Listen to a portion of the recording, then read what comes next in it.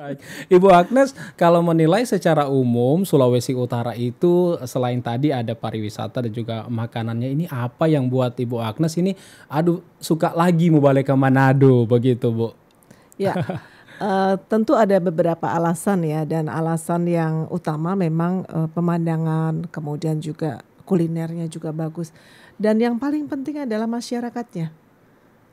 Masyarakat Manado itu orang-orang yang terbuka dan ramah. Jadi kita juga nyaman ya. Bisa dilanjutkan, Iya. Bu?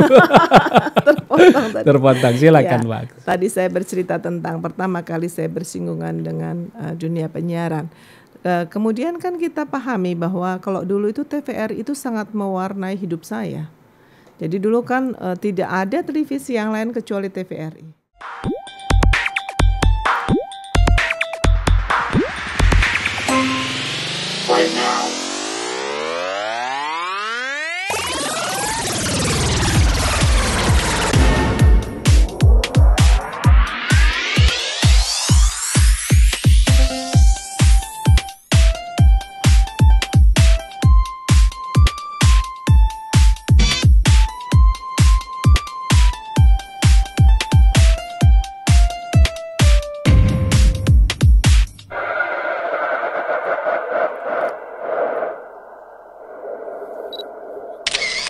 Halo Batamang semua, senang sekali baku dapat dengan kita Ricky Gerungan di podcast TVRI Sulawesi Utara.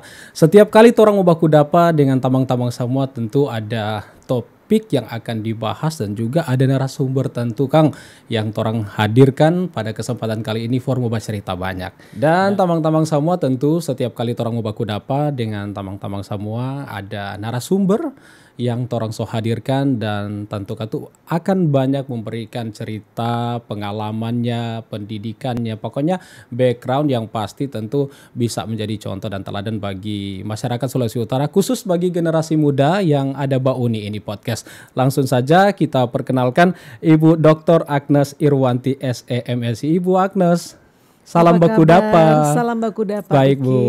Terima kasih undangannya. Kita akan berbincang-bincang di sini ya. Baik. Dan nanti saya juga boleh tanya-tanya sama Ricky kan ya. Boleh, boleh. Baik, Ibu Agnes ini untuk pertama kalinya datang di Sulawesi Utara atau seperti apa? Enggak, jadi sudah berkali-kali. Sudah berkali-kali. Iya, karena kan kita tahu ya Sulawesi Utara itu daerah tujuan wisata juga. Jadi dulu waktu muda juga sudah sempat beberapa kali ke sini. Berapa lama Bu sambil balik lagi ke Kota Manado ini sudah berapa lama? Kunjungan terakhir tahun berapa kira-kira? Kunjungan terakhir baru beberapa bulan yang lalu. Karena siapa yang bisa menolak makanan Manado, pemandangan Manado, itu kan semuanya pasti suka ya. Jadi pasti kangen balik-balik lagi.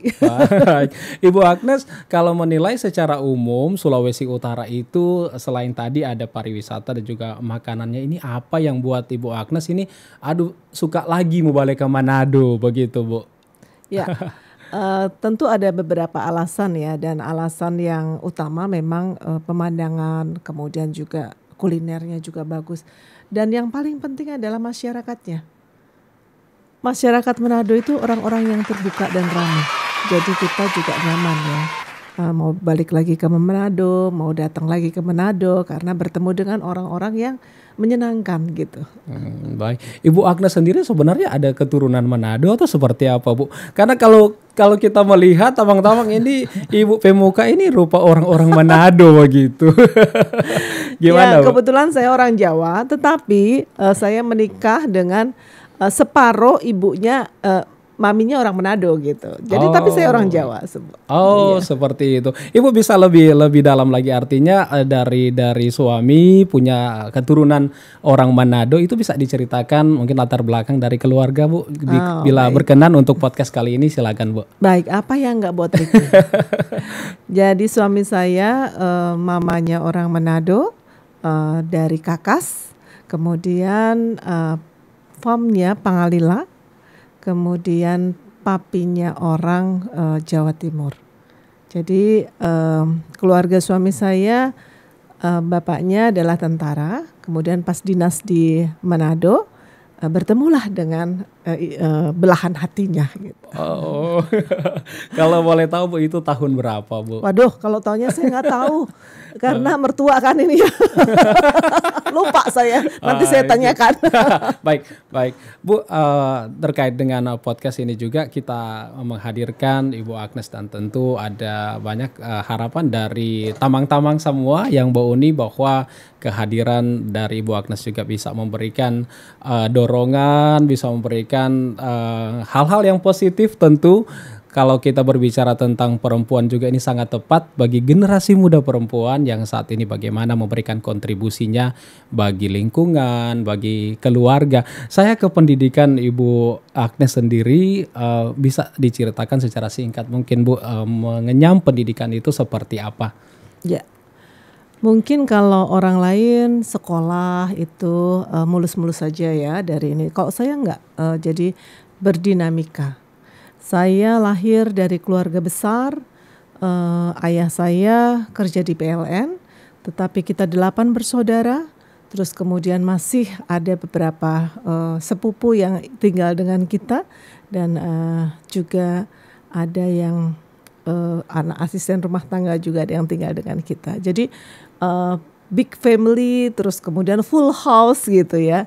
Nah, dalam perjalanannya saya waktu itu sekolah di teknik elektro di Universitas Negeri Yogyakarta, angkatan 89, tetapi saya hanya sampai semester 5. Terus kemudian saya bekerja gitu. Saya bekerja karena waktu itu memang sulit ya untuk orang tua untuk membiayain semua. Jadi ada skala prioritas dan waktu itu kebetulan bapak saya itu menyarankan saya untuk bekerja dulu, jadi kita bekerja di Jakarta. Tapi saya meneruskan sekolah, gitu. Saya meneruskan sekolah hingga S1 itu di Universitas Indonesia di Fakultas Ekonomi. Terus kemudian sambil bekerja juga saya ambil S2, meneruskan S2 di Fakultas Psikologi, jurusan Knowledge Management. Yang terakhir saya menyelesaikan S3 saya di IPB University sekarang ya. Itu di Strategi Manajemen. Namun demikian karena ini sudah selesai, saya masih ada utang gitu. Jadi kemarin itu saya mendaftar program RPL ya, Rekognisi Pembelajaran Lampau di Universitas Negeri Yogyakarta, dan saya masuk S1 lagi. Untuk nanti menyelesaikan teknik elektro saya. Ibu Agnes ini gak capek-capek belajarnya Bu. Bagaimana Bu itu bisa? Mungkin sebagian besar masyarakat kalau kita lihat lulusan strata 1 itu lebih banyak. Artinya untuk melanjutkan ke strata 2 tidak sebanyak untuk strata 1. Mungkin karena sudah memilih bekerja dan sudah tidak melanjutkan. Tapi kenapa Ibu mau S1, lanjut S2, ambil S3, kuliah lagi, itu seperti apa Bu Agnes? Mungkin kalau kita ingat segitiga Maslow itu kan ada strata-strata yang ingin kita capai gitu. Dan saya rasa kalau kita tidak membeda-bedakan antara perempuan dan laki-laki, itu kan masyarakat kita juga jadi yang berkelakuan produktif nantinya jadi lebih banyak. Dan in the end dia akan meningkatkan dari GDP kita. Nah itu sebetulnya yang harus kita pahami, bahwa mau di rumah, mau laki-laki atau perempuan, hendaknya kita berkelakuan produktif.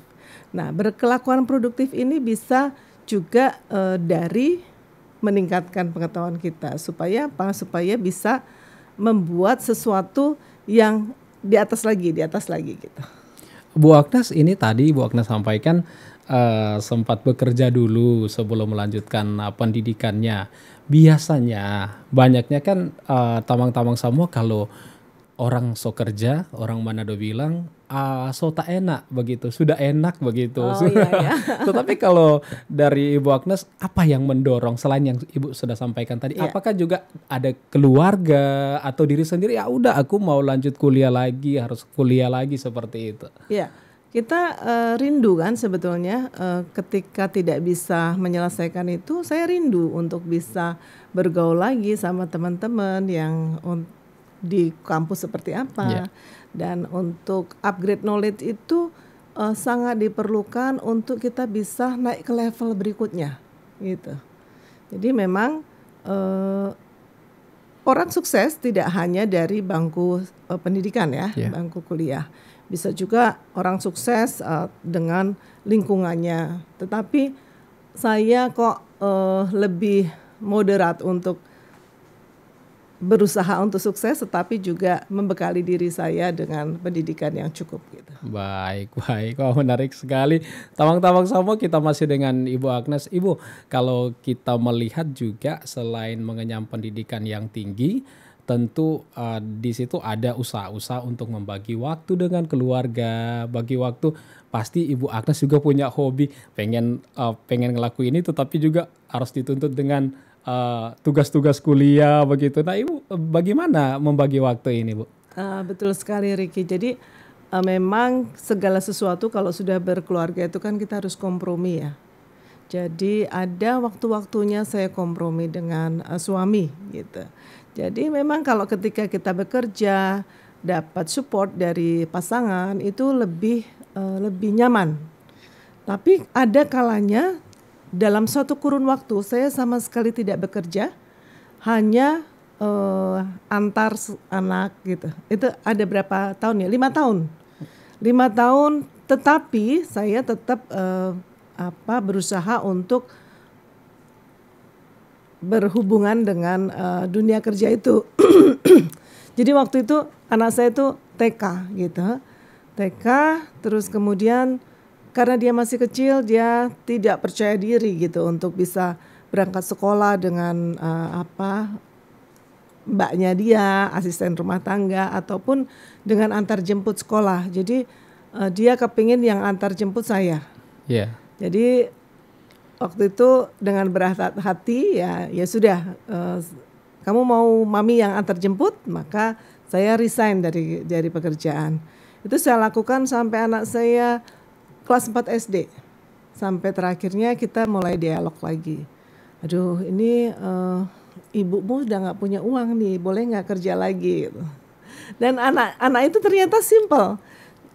Dia cuma mikir gini, nanti kalau mami bekerja, aku bisa sering ke McDonald. Nah gitu. saya menyebutkan merek tertentu ya. Tapi memang waktu itu di franchise waralaba rumah makan itu kan memang menyediakan mainan anak-anak ya. Iya itu. Jadi saya bilang iya. Akhirnya dia usia 9 tahun ya kali ya. 9 tahun lah waktu kelas 4 itu. Jadi saya mulai untuk bekerja lagi. Itu balik bekerja Bu Agnes itu masih di perusahaan yang sama beda. Atau sudah beda ya? Beda. Jadi kita cari lagi peluang. Jadi saya lihat lowongan kerja, kemudian apply, ya kemudian bekerja di bidang telekomunikasi waktu itu.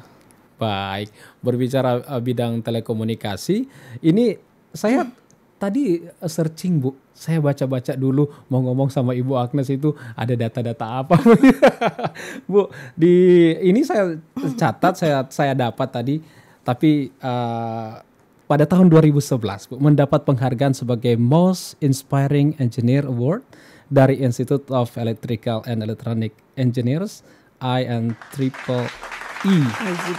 Ya, itu bisa diceritakan itu seperti apa? Ya, saya berkegiatan atau masuk di organisasi profesi yang namanya IEEE di Indonesia. Waktu itu secara tidak sengaja. Jadi mulanya ada program Asia Pasifik untuk sekolah di Korea dan saya mendaftar dan kemudian saya berangkat ke Korea. Terus kemudian dalam perjalanan itu saya berjumpa dengan salah satu peserta juga dari Kementerian Pemberdayaan Perempuan.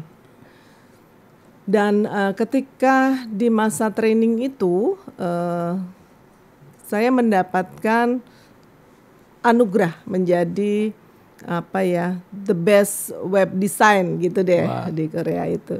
Nah terus kemudian atas inisiatif teman saya, beliau mengajak untuk dalam berkegiatan yang namanya peningkatan kapasitas perempuan dalam TIK. Jadi kita ngajar di beberapa provinsi, kemudian dari situ ada tawaran lah, namanya Pak Ji ya, beliau orang yang sangat dihormati di telekomunikasi, Pak Arnold Jiwatampu menawarkan kepada saya, Bu Agnes mari kita gabung di IEEE dan apakah Bu Agnes berkenan untuk menjadi ketua atau chairnya Women in Engineering di Indonesia. Ya saya sebetulnya nggak pede ya. Orang saya juga belum lulus elektro gitu kan. Tapi diyakinkan untuk bahwa kalau kita bekerja di dunia engineering itu masih relevan. Sehingga ketika saya mendaftar menjadi anggota IEEE, mereka pun accept gitu. Kan ada yang anggota member yang berhak full untuk bisa memilih atau mendapatkan keanggotaan itu ada 2 versi. Satunya anggota yang tidak bisa melakukan hak pilih dan anggota yang bisa melakukan hak pilih gitu. Nah, bermula dari situ. Terus kemudian ketika ada seperti kompetisi atau endorsement itu kemudian kita mendaftar dengan kegiatan yang kita lakukan, yaitu peningkatan kapasitas perempuan dalam TIK dan juga mengencourage remaja-remaja putri untuk mau sekolah di bidang teknik gitu. Nah ternyata itu seperti di acknowledge gitu ya, dihargai sama IEEE Asia Pasifik. Dan kami sebetulnya saya berdua dengan Prof. Riri itu dinobatkan menjadi Most Inspiring Women in Engineering gitu.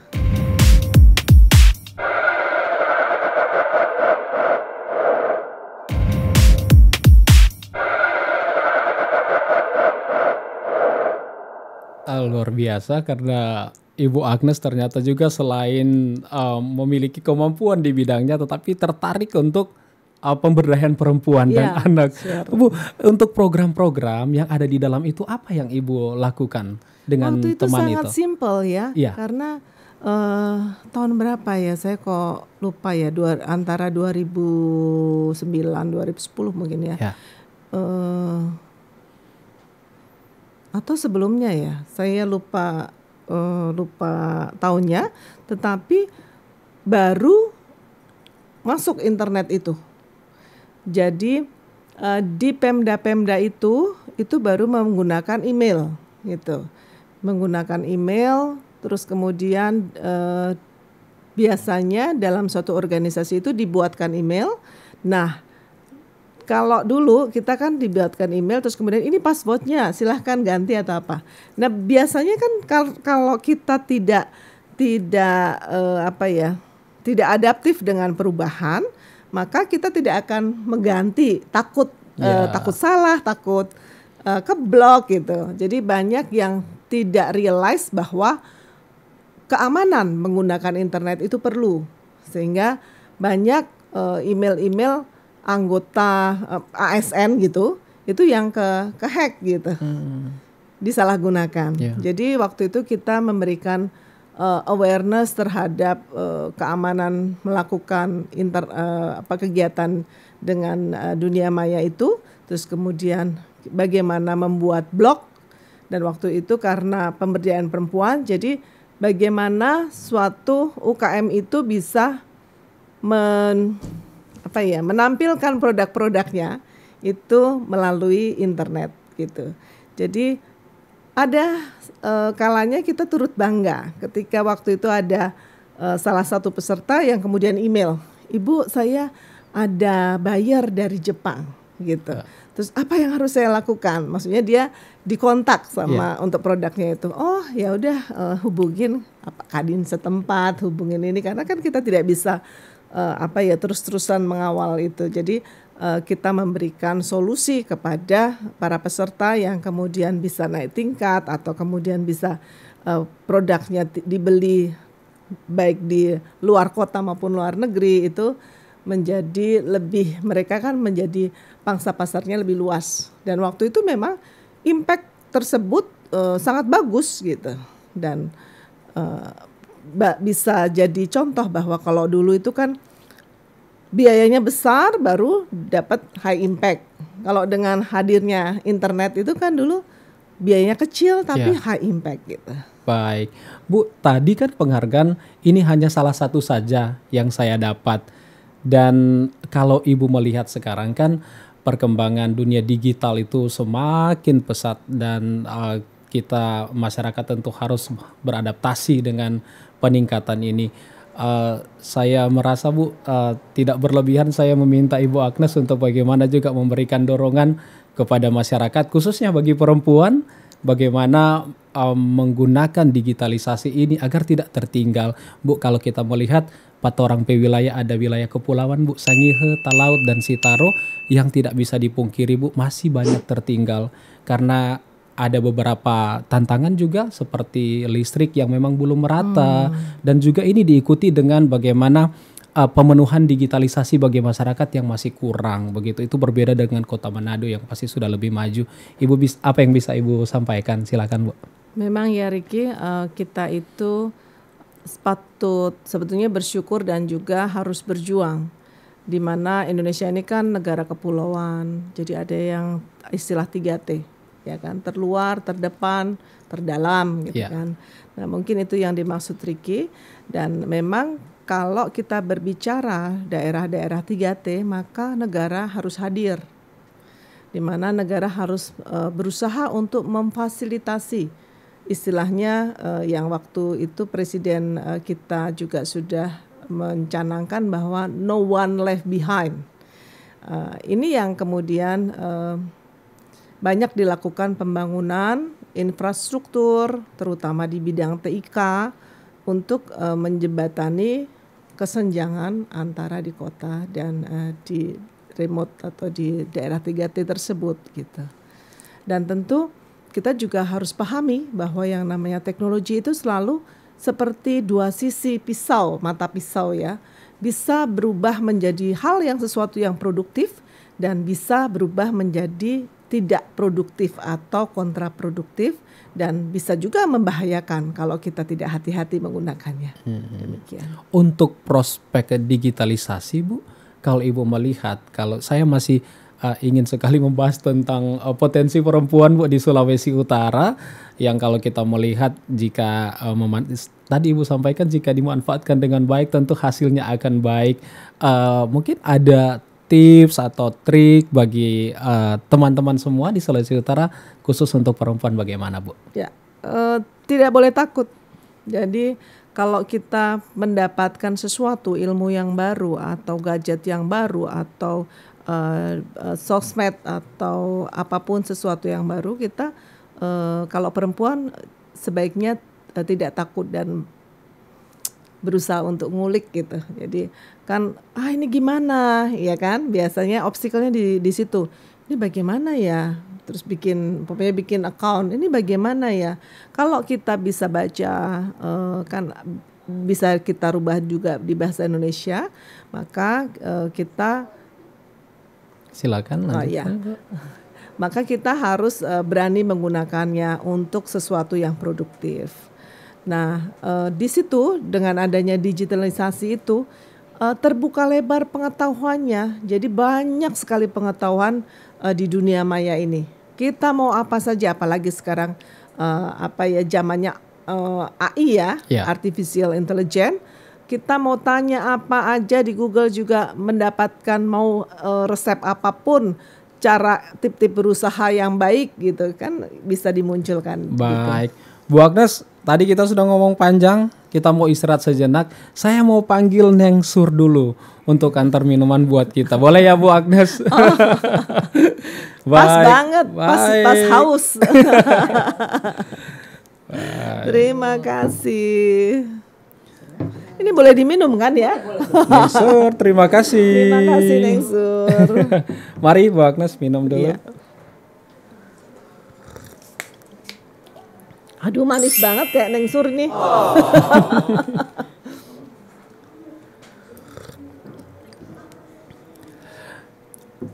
Boleh dilanjutkan Bu Agnes atau istirahat sedikit dulu Bu? Boleh. Mana ini yang Oke. Bu Agnes, kita tinggalkan perbincangan kita yang terlalu tegang sepertinya dari tadi. Bu Agnes datang ke Sulawesi Utara hari ini sudah nyicip apa aja Bu? Sejak sampai tadi. Landing, terus kemudian kita sarapan tinutuan ya. Tinutuan. Iya, bubur Manado yang sangat sehat, tapi juga enak. Ditemenin dengan sambal roa. Sambal roa. Terus kemudian perkedel nike, perkedel jagung. Aduh. Enak ya Bu? Sedap sekali. Baik.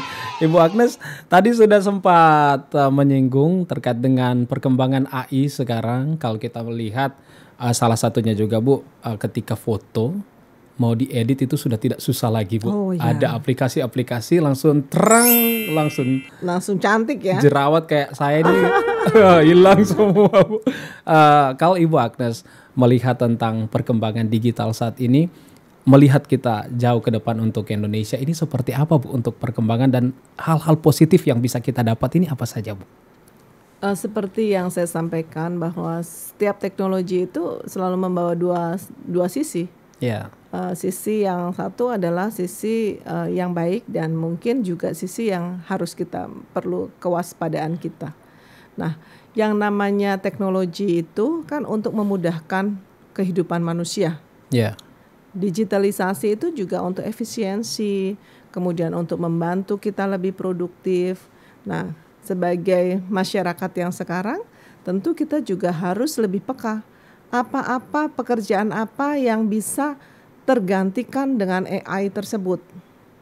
Terus apa saja pekerjaan yang bisa kita lebih produktif dengan AI tersebut, dengan kehadiran digitalisasi ataupun teknologi AI gitu. Wah, luar biasa. Tamang-tamang, makasih banyak masih setia dengan kita Ricky Gerungan, masih dengan Ibu Agnes. Bu, saya ingin ke aktivitas Ibu Agnes sekarang. Ini tamang-tamang pasti juga masih banyak yang bertanya begitu Bu. Ibu Agnes ketika tadi dengan serangkaian sudah kuliah, kembali bekerja, mengurus rumah tangga juga Bu. Nah pasti ditanyakan apa aktivitas sekarang, silakan Bu. Iya, aktivitas saya sekarang ini saya mengabdi di TVRI untuk masa periode 2023 hingga 2028 sebagai Dewas atau Dewan Pengawas TVRI. Baik, terima kasih. Artinya berkunjung ke Sulawesi Utara juga ini tugas bagi tugas negara. Baik, Ibu Agnes, kalau melihat kan ini baru saja untuk Dewan Pengawas LPP TVRI di tahun 2023. Kalau melihat dari pengalamannya, dari segi pendidikannya, ada banyak kesempatan, tadi sudah disampaikan juga banyak, tetapi mengapa memilih LPP TVRI? Nah ini dia pertanyaannya, silakan Bu. Aduh, pertanyaannya kamu kok susah-susah. Yang jawabnya gampang. Ya, silakan Bu. Sesuatu yang challenging, kemudian saya juga harus menceritakan bahwa saya bersinggungan dengan dunia penyiaran ini di tahun 2007. Waktu itu bergabung di Pokja penyiarannya Masyarakat Telematika. Dan di situ saya dan teman-teman Pokja kita mengerjakan seperti roadmap-nya seperti apa, kemudian merevisi undang-undang, bukan merevisi ya, tapi memberikan masukan mengenai undang-undang konvergensi, karena kan pada saat itu tidak dunia broadcasting dengan dunia telekomunikasi sudah nggak berpisah lagi, tetapi sudah mulai convergence, ya kan. Kalau dulu telepon hanya bisa telepon kan, kalau sekarang bisa buat motret, bisa buat sosmed, bisa buat nonton YouTube kan gitu. Ya itu konvergensi itu yang kemudian oleh Mas Tel diberikan masukan kepada pemerintah bagaimana pengelolaannya gitu. Baik. Ibu Agnes selaku masyarakat Indonesia pasti tetap memantau siaran TVRI seperti meskipun mungkin pada waktu itu tidak setiap hari, tetapi keberadaan dari TVRI ini tetap dilihat lewat tayangan-tayangannya yang diciptakan SDM TVRI. Lantas mungkin ada tujuan tersendirikah ketika ada untuk Dewan Pengawas apa sekiranya mungkin di pikiran Ibu Agnes yang ingin dilakukan tadi ya. Bisa dilanjutkan. Terpotong silakan Mbak. Tadi saya bercerita tentang pertama kali saya bersinggungan dengan dunia penyiaran. Kemudian kan kita pahami bahwa kalau dulu itu TVRI itu sangat mewarnai hidup saya. Jadi dulu kan tidak ada televisi yang lain kecuali TVRI. Dan ada beberapa program yang saya sangat tidak melihat gitu, berusaha untuk selalu waktu itu ada Little House on the Prairie, kemudian ada si Unyil. Wah itu benar-benar kalau sudah ada Unyil kucing, wah kita lari untuk duduk di depan televisi. Dan kemudian juga ada berita Dunia dalam berita. Itu benar-benar ikonik sekali ya Bu, untuk musik di depannya itu ya. Betul, dan juga kita mendapatkan berita-berita yang bermanfaat. Kita tahu kita hidup di Indonesia, waktu itu saya di Jogja ya, di Jogja, tetapi kita bisa catch up dengan berita-berita yang ada di negara lain, yang terangkum dalam dunia dalam berita. Nah, kemudian dari situ dalam perjalanan hidup kan kita ingin stage-nya itu selalu naik gitu. Tadi seperti yang tadi saya sampaikan ke Bung Riki bahwa saya pernah tidak bekerja, terus kemudian bekerja, terus kemudian menjadi entrepreneur. Nah saat saya bergabung menjadi konsultan di Bakti Kominfo, ada pengumuman penerimaan Dewas. Kemudian saya tertarik untuk dapat melamar sebagai Dewas dan kemudian berkompetisi dengan ratusan kandidat yang lain. Nah itu dalam benak saya ini waktunya umur saya untuk memberikan sesuatu yang terbaik untuk negara.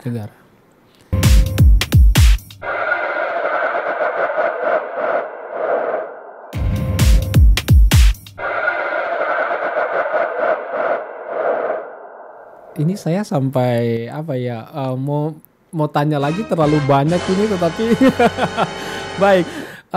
Ibu Agnes ini kan kalau melihat hadirnya podcast TVRI Sulawesi Utara, salah satu upaya kita juga bagaimana menjangkau anak-anak muda yang kalau kita melihat sekarang sudah tidak banyak lagi menghabiskan waktu di televisi. Kita mungkin seusia saya juga Bu, kita lihat kan pakai gawai, pakai gadget dan lain sebagainya. Podcast juga menyasar salah satunya itu. Kalau Ibu Agnes melihat ini ada tertanam mungkin pada sebagian aja masyarakat TVRI, mau nonton TVRI jadul, sudah lama, mungkin terbawa karena memang kita merupakan televisi Republik Indonesia pertama begitu, dan sampai pada saat ini juga. Ibu Agnes tanggapannya bagaimana Bu melihat ini? Ada dua fenomena ya. Kita tidak bisa mengatakan bahwa TVRI itu jadul atau apa, karena memang pada perkembangannya semua tidak hanya TVRI dan masuk di konvergensi ya, masyarakat sudah tidak menghabiskan waktu di depan televisi lagi, tetapi sudah mobile gitu dengan smartphone. Jadi saya juga sangat mengapresiasi televisi Manado ini, TVRI Manado ini. Menggunakan platform podcast untuk bisa mendekati pemirsanya gitu. Itu salah satu sebetulnya platform-platform yang harus kita gunakan untuk bisa meraih pemirsa lebih banyak lagi. Kalau konten TVRI itu sangat bagus. Coba deh tonton. Karena masyarakat sekarang jarang di depan televisi dan kemudian sebagian masyarakat senang dengan konsep-konsep telenovela atau sinetron. Tapi itu kan tidak dilakukan oleh TVRI karena TVRI ini lembaga penyiaran publik, ya. Dan sebagai tugas dari lembaga penyiaran publik tentu memberikan hal-hal yang bermanfaat bagi publik. Tadi di FGD pagi hari, saya sangat terkesan. Karena apa? Mereka itu justru ada testimoni belajar bersopan santun itu dari TVRI.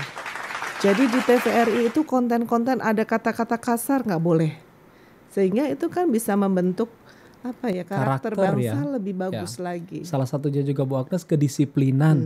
Katanya program acaranya sudah tahu, nggak lihat lagi jam berapa. Jam sudah tahu. Sekarang, mulai dunia dan berita jam 9 kan gitu. Betul. Begitu. Bu Agnes, ini kan sudah jalan beberapa bulan sebagai Dewan Pengawas. Apa yang mungkin Ibu Agnes lihat yang perlu diperbaiki di lembaga penyiaran publik kita?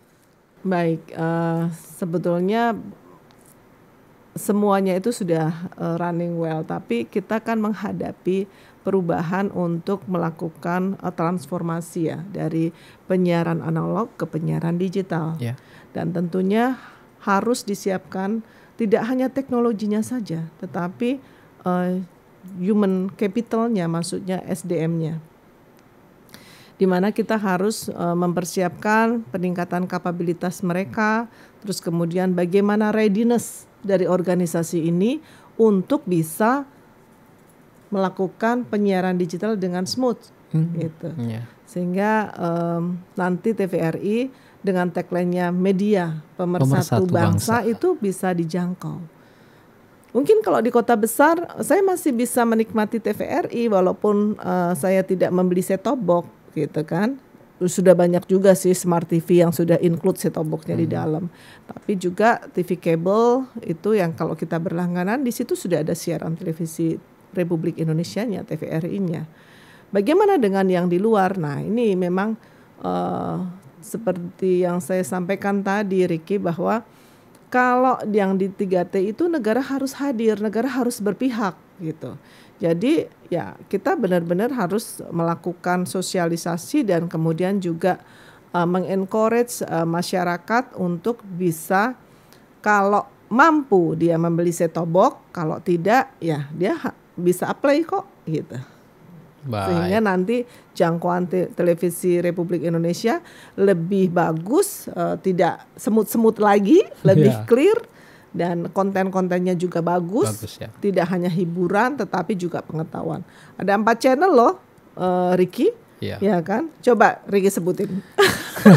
Boleh, TVRI nasional, ada juga sport, budaya, sama TVRI World. Iya. Baik. Budaya lokal ya. Baik. Teman-teman, kita masih bercerita dengan Ibu Agnes laku Dewas LPP TVRI hadir berkunjung tugas negara di Provinsi Sulawesi Utara. Teman-teman, kita kasih info tadi pagi juga sudah ada bincang-bincang atau FGD dengan Ibu Agnes, juga dihadiri sejumlah akademisi dan juga kalangan masyarakat, pegiat budaya dan lain sebagainya. Nah, Bu Agnes, ada salah satu yang saya dengar tetapi masih tetap tersimpan untuk saya sendiri. Tadi disampaikan salah satu akademisi, udah TVRI nggak usah diubah-ubah lagi gitu. Tetap aja TVRI yang seperti sekarang, yang dengan nilai-nilai yang bisa memberikan hal-hal positif kepada masyarakat. Ibu Agnes ketika mendengar ungkapan tadi itu tanggapannya bagaimana, Bu? Ya, saya sebetulnya juga, kita kalau yang di generasi itu merasakan hal yang sama.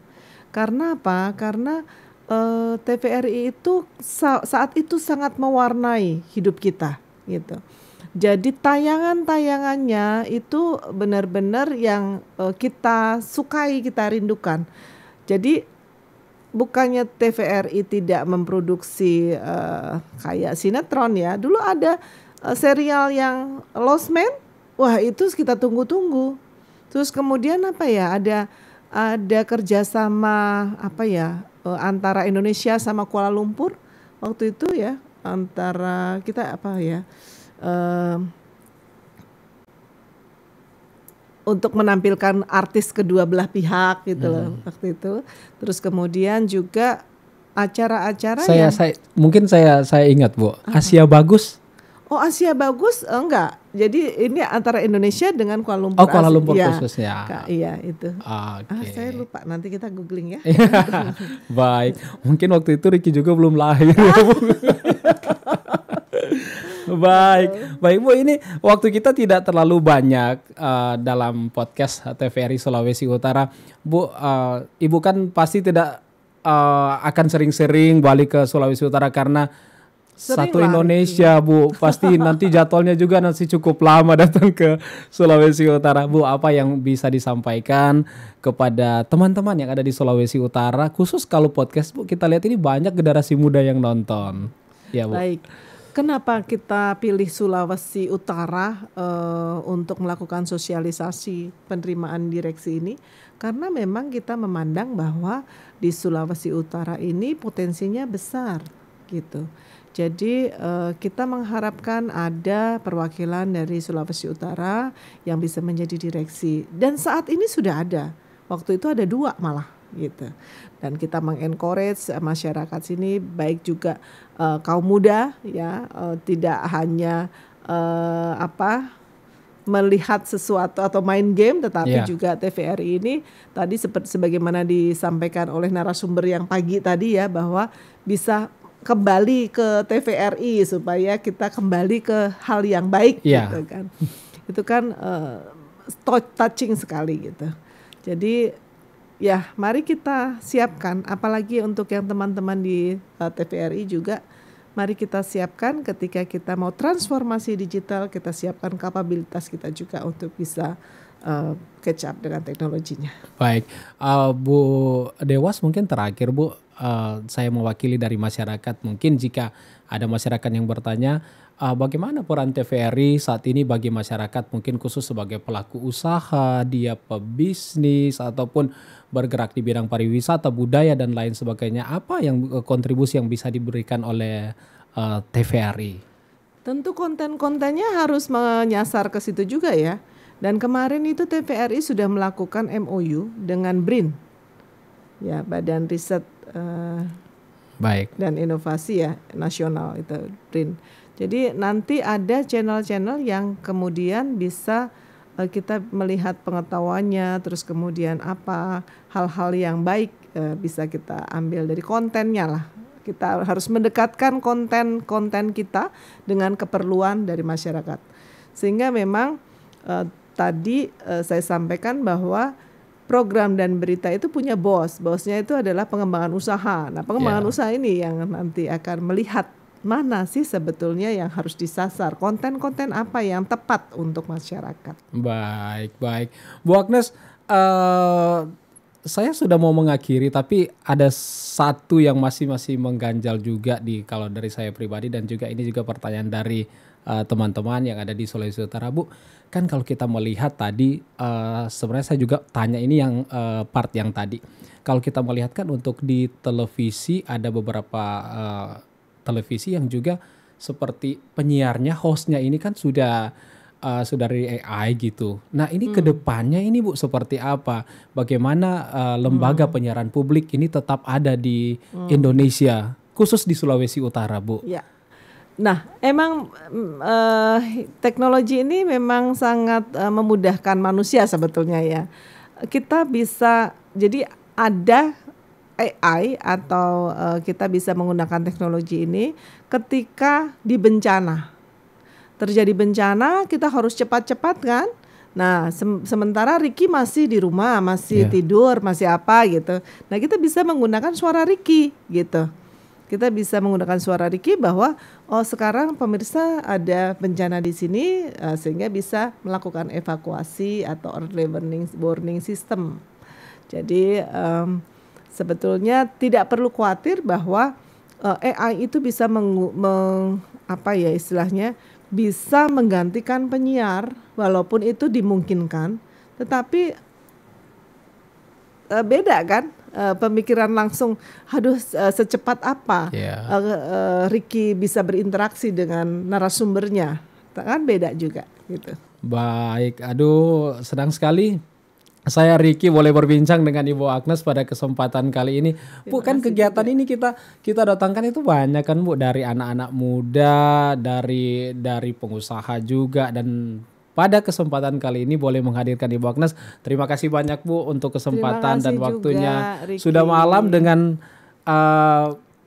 agenda yang cukup padat Bu, boleh menyempatkan hadir di podcast TVRI Sulawesi Utara. Nanti Bu, ke depan kalau balik kita bincang-bincang lagi ya Bu. Harus ya. Baik, sekali lagi terima kasih Ibu Dr. Agnes Irwanti SMSI selaku Dewas LPP TVRI sudah hadir di podcast TVRI Sulawesi Utara.